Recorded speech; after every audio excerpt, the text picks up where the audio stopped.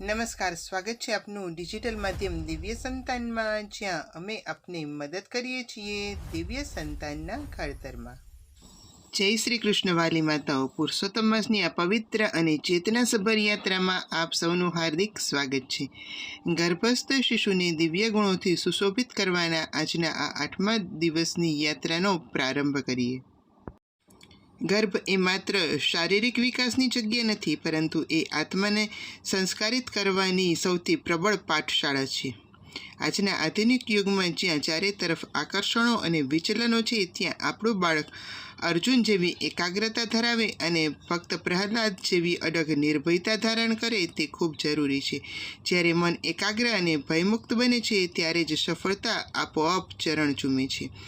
આવો આજના આ પવિત્ર દિવસે આપણે પ્રભુના ચરણોમાં સીધા જ ગર્ભસ્થ શિશુ વતી તેના કલ્યાણ અર્થે ભાવપૂર્ણ પ્રાર્થના અર્પણ કરીએ. આપની આંખો કોમળતાથી બંધ કરો, બંને હાથ પેટ ઉપર રાખો. આજના આ દિવ્ય પ્રાર્થનાના દિવ્ય સ્પંદનોને અનુભવતા આ પ્રાર્થનામાં લીન થઈ જાઓ. હે યોગેશ્વર શ્રી કૃષ્ણ, હે ભક્તવત્સલ ભગવાન, આપના ચરણોમાં સાદર પ્રણામ. આ પવિત્ર પુરુષોત્તમ માસમાં હું આપની શરણાગતિ સ્વીકારું છું.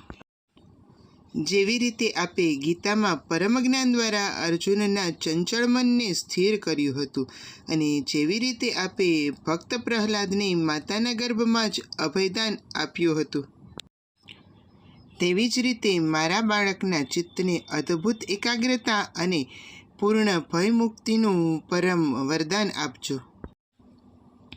આજના આકર્ષણો અને વિચલનોથી ભરેલી દુનિયામાં તેમજ બહારના વાતાવરણના કોલાહલમાં પણ મારું બાળક પોતાના લક્ષ્ય પરથી ક્યારેય ડગે નહીં.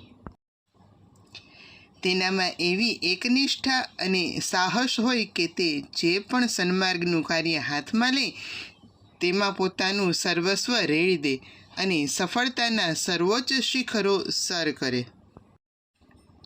હે હરિ, તેનું મન ક્યારેય ભટકી ન જાય તે માટે તેના મનરૂપી અશ્વની લગામ સદાય આપના દિવ્ય હાથોમાં રાખજો. આપનું તેજોમય સુદર્શન ચક્ર મારા ગર્ભની અવિરત રક્ષા કરતું રહે, જેથી મારો ગર્ભસ્થ શિશુ કોઈ પણ પ્રકારના ભય, સંકોચ કે નકારાત્મક સ્પંદનોથી હંમેશા મુક્ત રહે. તેનામાં એવી અડગતા અને વીરતા હોય કે હિમાલય જેવા મોટા અવરોધો પણ તેના માર્ગમાં અડચણ ન બની શકે. તે અર્જુનની જેમ માત્ર પોતાના ધ્યેયરૂપી પક્ષીની આંખને જ જુએ અને અન્યાય સામે લડવાની શક્તિ સાથે જીવનમાં જે ઉમદા લક્ષ્ય નક્કી કરે તેને પૂર્ણ કરીને જ જંપે. તે ક્યારેય જીવનના સંઘર્ષોથી ડરે નહીં, પણ આપના પર અખંડ વિશ્વાસ રાખીને સદાય વીરતાપૂર્વક આગળ વધે. તેવા સર્વોત્તમ સંસ્કાર તેને ગર્ભમાંથી જ પ્રાપ્ત થાય. હે પુરુષોત્તમ પ્રભુ, મારી આ નમ્ર પ્રાર્થનાનો સ્વીકાર કરો. ઓમ શાંતિ શાંતિ શાંતિ.